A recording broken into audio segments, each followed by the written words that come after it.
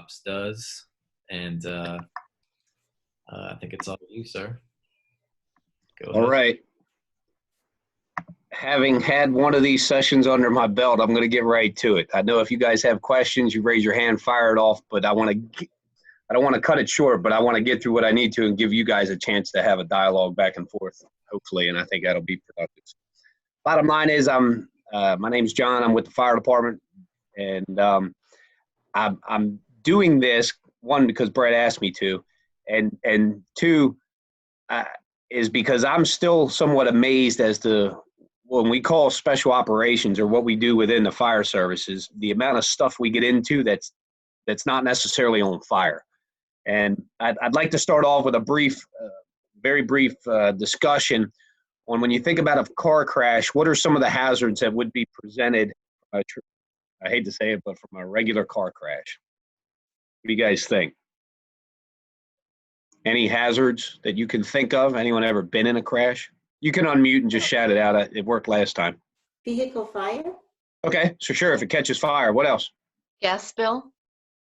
Okay, fuel spill, gas, diesel, whatever it is, but absolutely, what else? People being trapped inside. Yeah, absolutely. And depending on, say again. Oh yeah, the jaws of life. You got it, you got it. So with all that being said, I hate to say it, but those are the hazards that we are ready for. So what I want to go through is kind of mention some of the things that could happen. And because we're mentioning it, typically means that we've been exposed to it. So as it relates to hazards, think about a Tesla vehicle. Anyone have a Tesla by chance? These vehicles are powered with very high capacity lithium ion batteries. And for those of you that don't know, we've discovered it the hard way. Luckily, no one's been hurt in Howard County from a response perspective. But there have been multiple research papers done and conditions looked at where Teslas, when they catch fire with the lithium ion batteries that they have, they can off-gas a chemical called fluorine. And fluorine mixes readily with the moisture and air to form hydrofluoric acid, and it's really, really dangerous. They've done a little bit of research, and they've showed that the amount of batteries in a Tesla vehicle have enough fluorine in those batteries to release a lethal dose with just the batteries that are burning on a Tesla car fire. So for us, when we think, oh, it's just a car fire, we really have to watch what we're doing, because if that happens in a parking garage, if a police officer gets there first, if a firefighter gets there and is not wearing their mask, or the people that are actually in the car, they can be exposed to a lethal dose, not a rub some dirt on it and you feel better dose, but a lethal dose of fluorine, and that comes from a Tesla car. So it represents what we're finding in 2020, and that it's not just as simple as a gasoline spill. There are other hazards, and like I said, with the Tesla vehicle specifically, we're worried about fluorine production, and it represents one of the hazardous materials disciplines that we're responsible for from a special operations. So we could be called to either mitigate the spill, to detect the spill, to figure out if somebody's turnout gear is contaminated with hydrofluoric acid. So that's a real situation. Anybody that hasn't seen them in Columbia, the car accident could occur. Vehicle could strike a pole. That pole happens to have a Wi-Fi antenna on it. It comes down, and the person that's in their car is staring at a warning sign that says danger radiation or non-ionizing radiation. So we're trained from hazardous materials perspective to be able to identify that and hopefully provide some guidance from a time, distance, and shielding perspective as to what you need to do to stay away from that hazard. Bulk alternative fuel, we could have obviously a hazmat tanker on 95, but we could also have a vehicle that possibly has been stealing fuel, and we get on the scene of a car crash and we see a white work van, and son of a gun, it's loaded with 700 gallons of diesel fuel.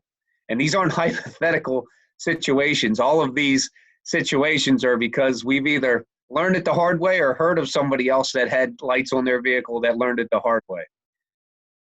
Inevitably, the car is going to have an accident. It's going to leak fuel right over top of a storm drain. So the environmental concerns are one of the things that we deal with also.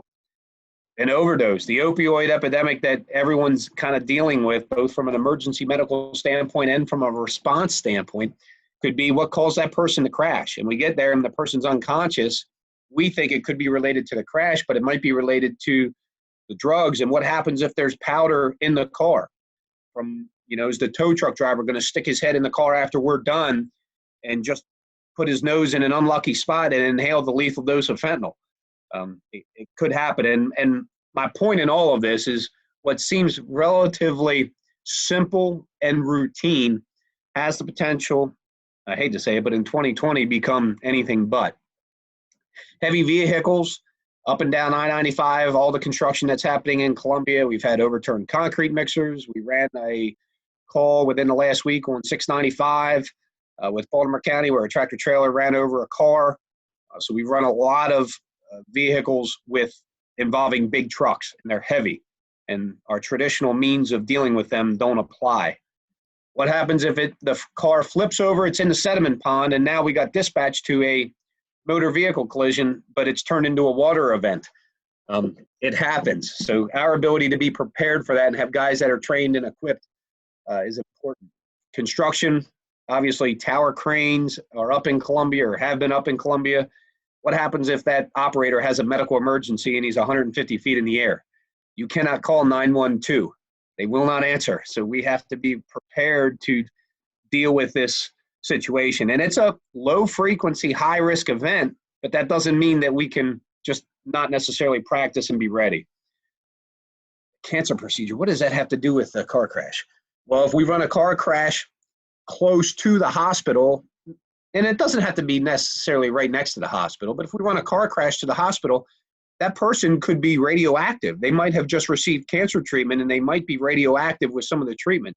So our ability to have detection meters, those kinds of things to be able to identify what is the isotope that we're dealing with.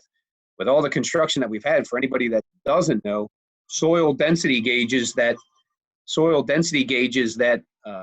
construction companies use have a pretty significant radiological source in them. And there have been incidents all over the nation where, somebody runs over one and now it's exposed and that company is being exposed. So who would have thunk it? I didn't see it coming.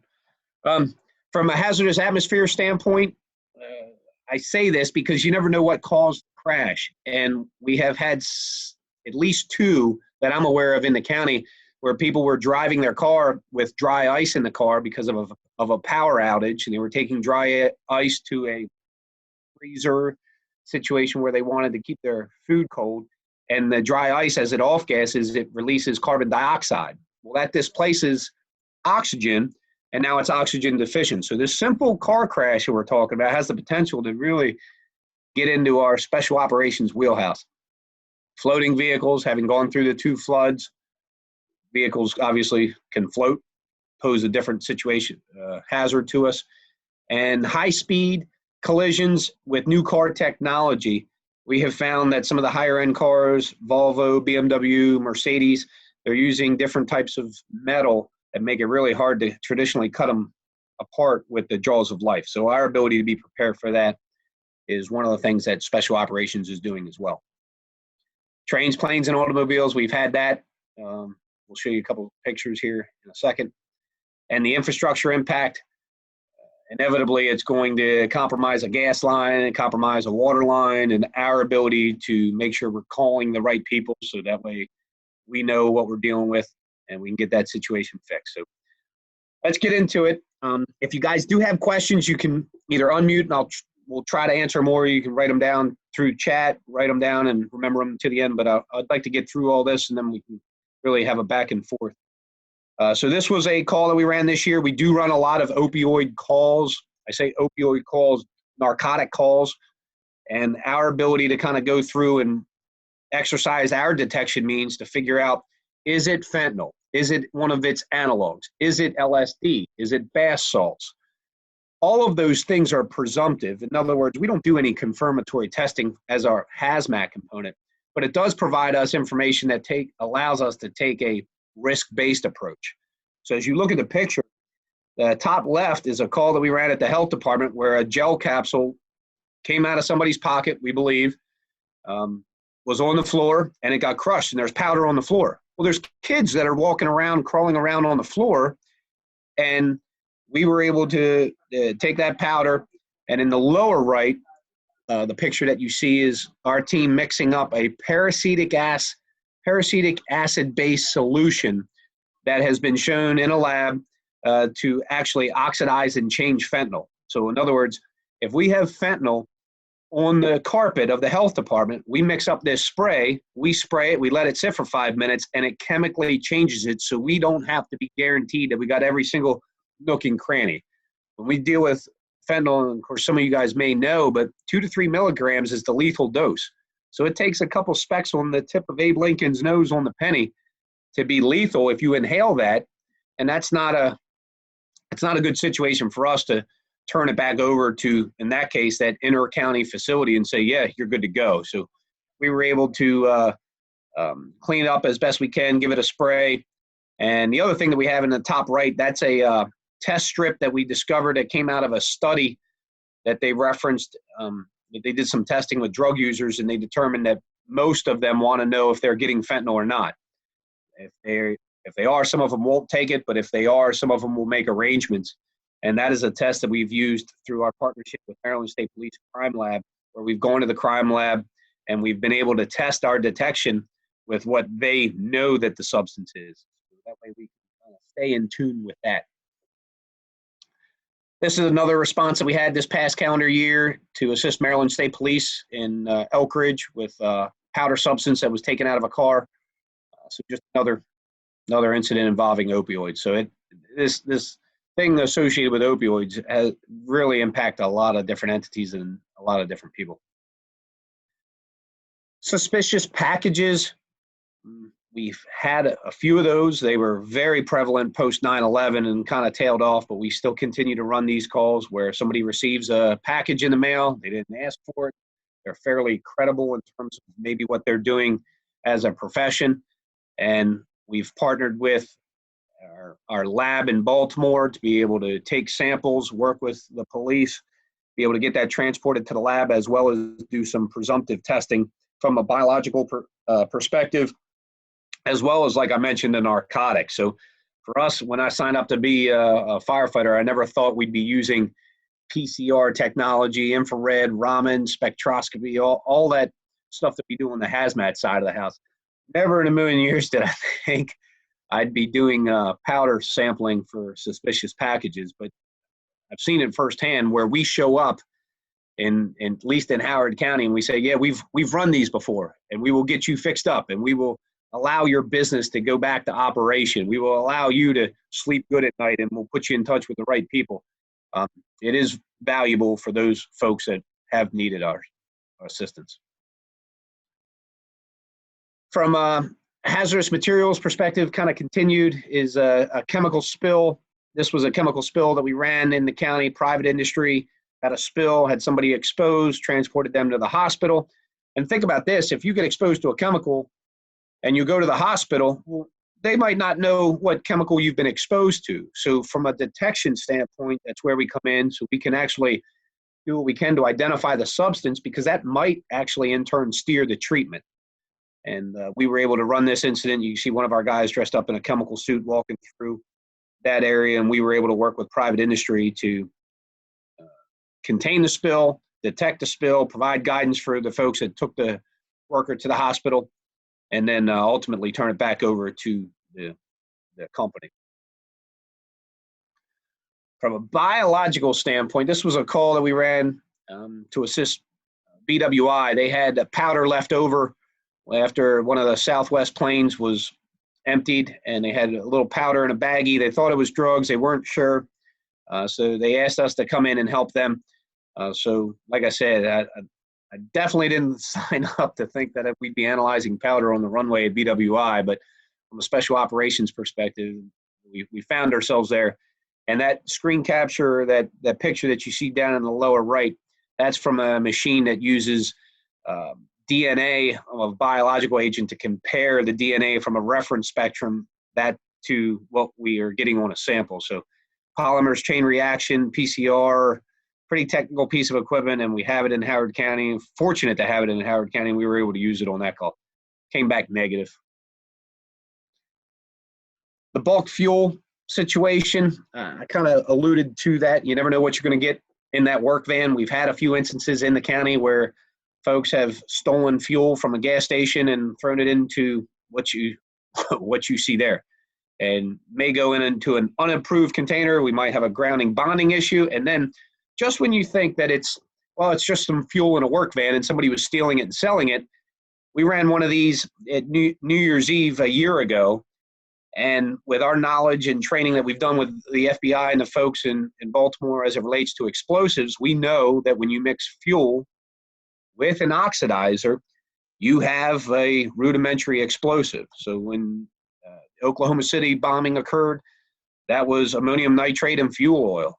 So for us, we had this instance happen on New Year's Eve, and we thought for a minute maybe the person was stealing fuel and meeting up with his buddy who maybe was stealing oxidizers from a beauty supply shop. And just maybe, you never know, but maybe they were going to meet up in New York City or Columbia Fireworks, those kinds of things. And I share that with you because for us, we were able to make a couple phone calls, make sure that there hadn't been any other thefts in the area, and we're coordinating.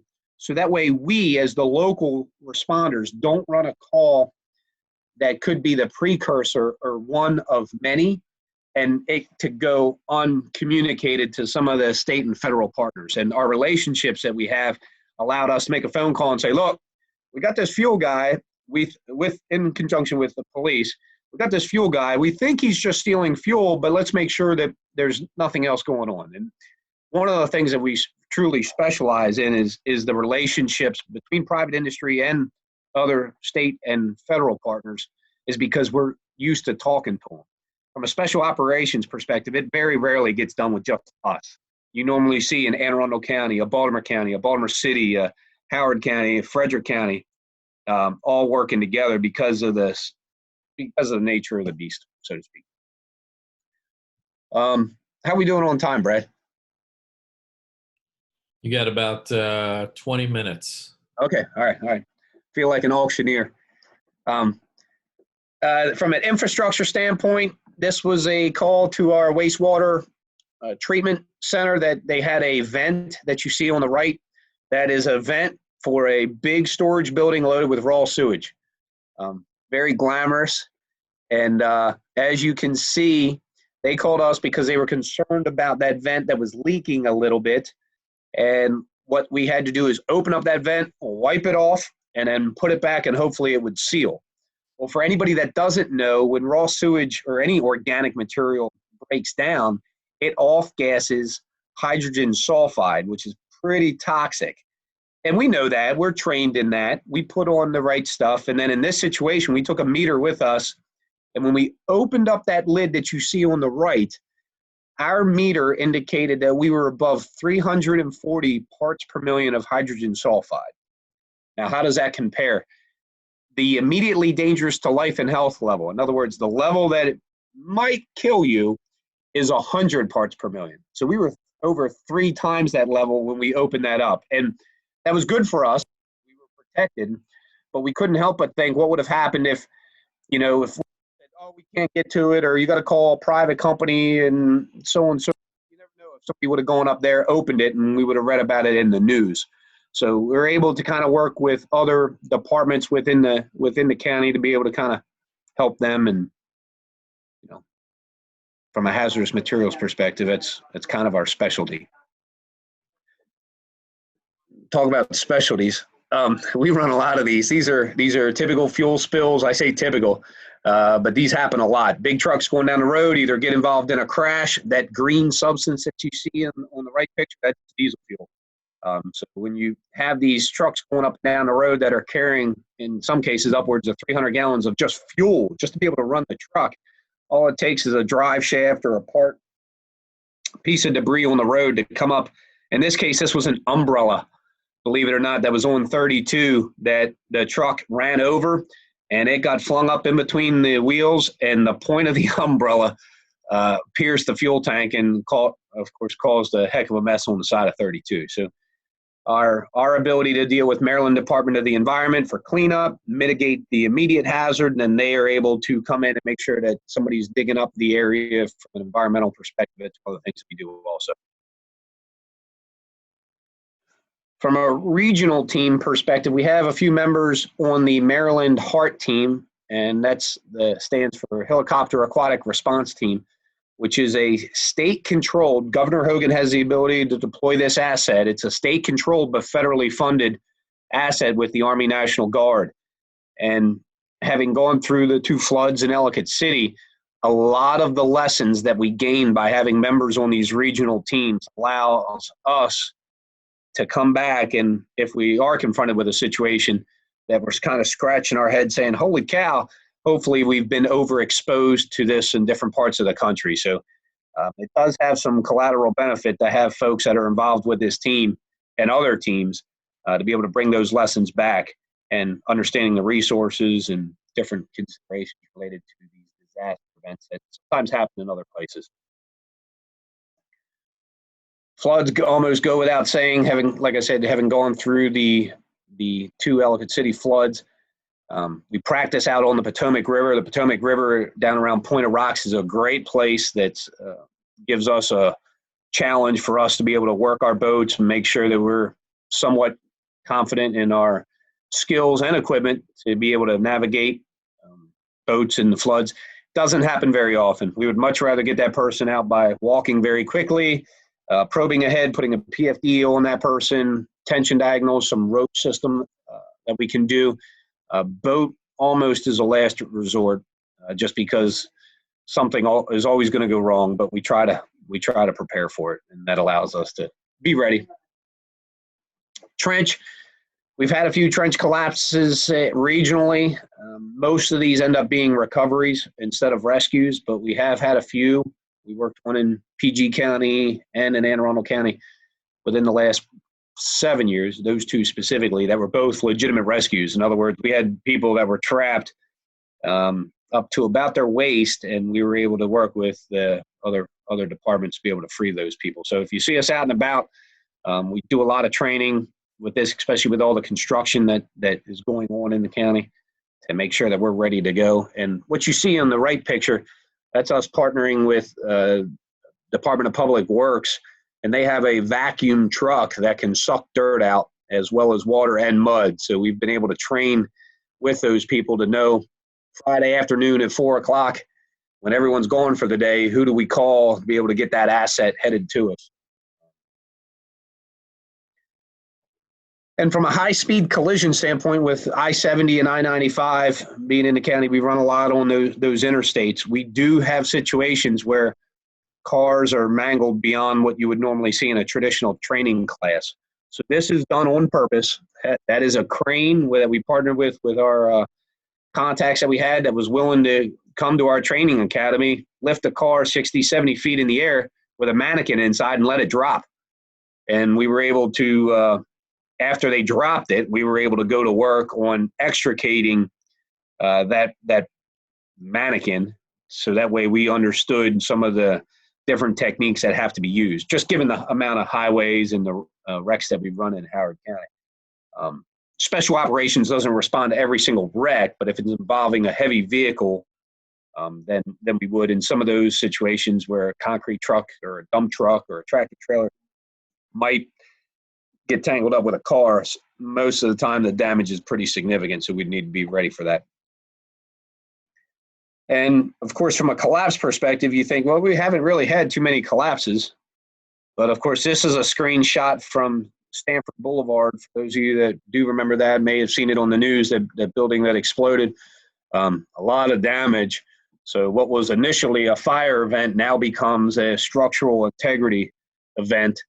And some of the response considerations that go in after the fact. I mean, some of the things that honestly I wasn't even thinking about until the contractor called us was, well, there's a dentist's office downstairs. Okay, how does that impact us? Well, there's an x-ray machine. Okay, good to know. So all of that stuff that I talked about earlier with, hazard, a cancer procedure, and is something emitting radiation or a Wi-Fi pole, a lot of these situations don't necessarily stay in their lane. They go to different disciplines. So when we have an Ellicott City flood or we have a structure collapse, it's never just a collapse. It's, well, is there gas leaking? I don't know. We have to be able to detect it. So I think that allows us to somewhat not get too overwhelmed, because oftentimes when you talk about a specific situation, it really dovetails into a lot of other disciplines. This is some of the shoring that we did to allow the contractor and the insurance folks to be able to come in and do what they needed to do. So we built some shores, some of the training. We have guys on the federal FEMA collapse team, the USAR team out of Montgomery County. We have a couple guys on that, so we get exposed to that as well. Coming down the home stretch, guys, and we'll get to your questions. But this was a call that we ran in Anne Arundel County. They had a plane crash not too far from Tipton Airport on 32. And, of course, sometimes when planes crash, they crash really high up in the trees. They don't come all the way down, as in the case that if you look really hard in the picture on the right, you can kind of see the white wing up in the tree, much taller than the ladders that we have. If you see right in that area right there, that's the wing of the plane. And there were two people in this plane. They're alive. They're injured, but they're alive. They need to be rescued. There's no way we're going to get a ladder truck in there. Our ladders aren't tall enough, and if we bring a helicopter, we have to worry about the rotowash pushing that plane out of the tree. So we scratch our heads and say, okay, what have we practiced and what have we learned? And we were able to work with Anne Arundel County and kind of go through, get a rope tied up around the branch. We had the people in the plane actually help us. That really helped us be able to effect that rescue, because they were able to help us throw a rope over a branch. But this is why we practice, because it doesn't happen very often. But when it does, we have to have something in the back of our minds, I guess. Entanglement with the first group. I didn't give the complete circumstances behind this, but this is a car wash where a homeless person was trapped because it started moving, and they were in there when it started moving, so we had to be able to cut them out.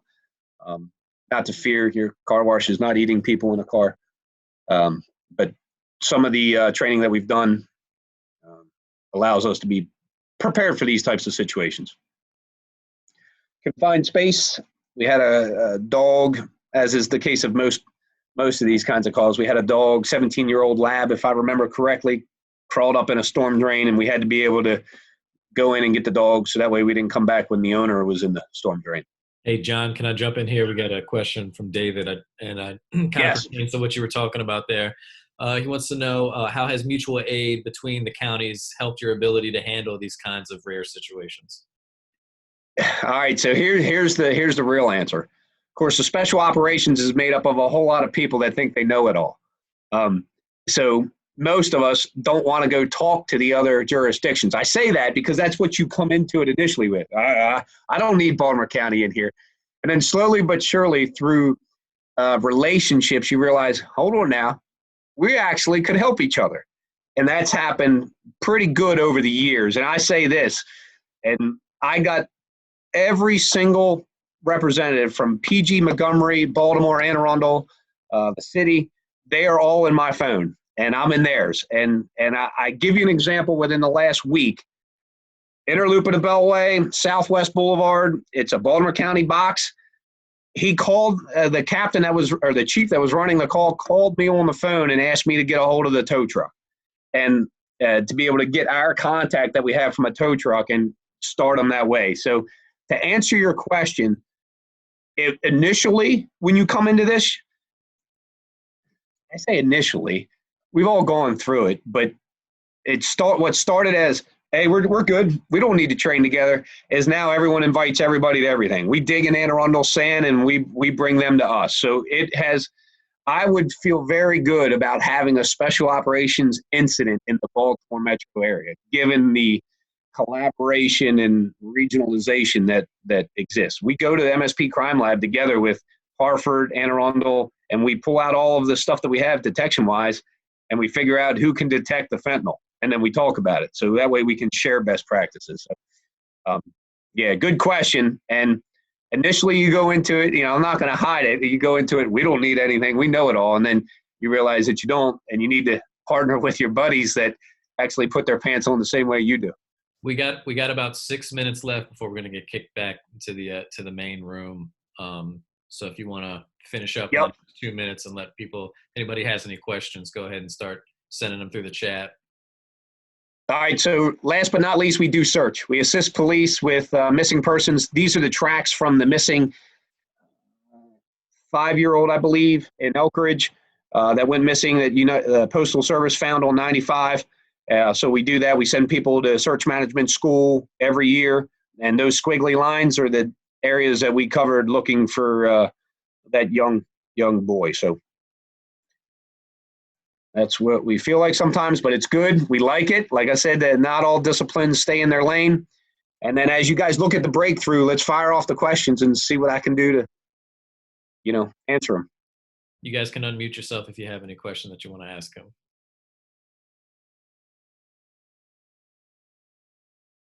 There we go. We got something. I'll jump in, Stephen, since I just asked it. Yep. Given the kind of crisis circumstances that you respond to and how often you're in these kind of circumstances, what kind of support do you and your team have for mental wellness? The department support from a peer, we've done a really good job with some of the stuff that we've been through with Nate Flynn's line of duty death. We've done a pretty good job with that. So there's nothing necessarily that's exclusive to special operations because we never know when your cup is going to get full. It might be a special operations incident or it might just be an EMS incident. That it's different for everybody. So we've done a really good job surrounding ourselves with peer trainers so that way it doesn't have to be this long, drawn-out formal process where I have to go to talk to somebody that doesn't understand what I've been through. So we do a debrief on the scene, on each of these scenes. We do a debrief on the scene, which is one of the things that everyone kind of has learned that we need to do. It helps. And being with peers also helps. And then navigating through the mental wellness through traditional fire service allows us to do okay. And I think the debrief that we're used to talking about things, because these incidents don't happen often. So after we're done, we meet up while we're still on the scene and hash it out. What went good, what went bad, what do we need to do different? I think that kind of plays into the initial debriefing that some of the military guys have seen have some success over the years. That was an excellent question. Anybody else?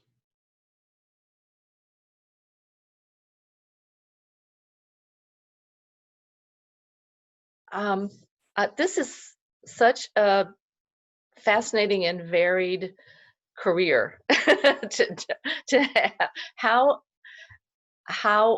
What leads people to go into this? What kind of background do you need going into this? Attention deficit disorder. I think it's the desire to be put in stressful situations and hopefully to know that you would come out of it okay. It's the okay, well, I think I got this, and now I want to be challenged. I want to be constantly challenged. I joke, but my wife says all the time that I have undiagnosed ADHD, that I can go all of these different places. Honestly, it's the quest to be overexposed to insane things that you have to scratch your head, perform physically, perform mentally, be prepared. There's a training component. You over-prepare, and then you're able to kind of cafeteria style pick and choose which elements that you've trained on that apply to this specific situation. Hey, John, to elaborate on that, can you speak to, as you did in the previous session, people start off as firefighters and EMTs, and then how do they get to the special operations team? What do they go through? What we say is that you've got to be a good firefighter and a good EMT before you even worry about any of this, because we can't get caught up in all this academic nonsense if you aren't the one that can pull the line the fastest, get dressed the fastest, do those kinds of things. So once we do that, we ask for an endorsement from your company officer, and then you have to go through about 200 hours of additional training in hazardous materials, swift water technician, and trench and/or building collapse. And that's just to get on the team. So once you get on the team, then there's the continued training process, but there is no college curriculum. There's courses through the National Fire Academy. There's courses at the University of Maryland that do carry college credit, but there's not a special operations certification that program that you go to and get. But bringing people from different backgrounds, that definitely helps, because they might have been overexposed to a specific trade that has application here. I mean, I worked as a concrete contractor for a bunch of years out of high school while I was going through college, and never did I in a million years think that I would need to know pre and post tension concrete. But son of a gun, collapse comes into play, and my knowledge of that and all those times I was doing sidewalk and understanding that silica is a carcinogen, and that when we break concrete in training, our guys need to be wearing respirators. All of those things kind of come back. So the more diverse the background, the more that you don't think that whatever you know relates, it probably does. Well, that's a good way to wrap it up, and I'll just kind of leave it with these final thoughts before we go back to the main room. The special operations folks are a definitely selective group and a special group, and the firefighters and paramedics that make up our department are as well. The constant continuing learning and education that they have to go through, the training that they have to set aside on a daily basis. It's just amazing. I was talking with John a couple years ago at an event, and they were doing some high rope training and rappelling off of a building, and he was explaining to me about trigonometry. And I'm like, who would have thought that coming in as a firefighter, you're going to have to know about trigonometry to be successful too. So if you got any youngins out there, let them know that, the math is going to be important beyond the classroom at times. You can always put it to good use. So it looks like they're calling us back to the main room. Thank you all for this.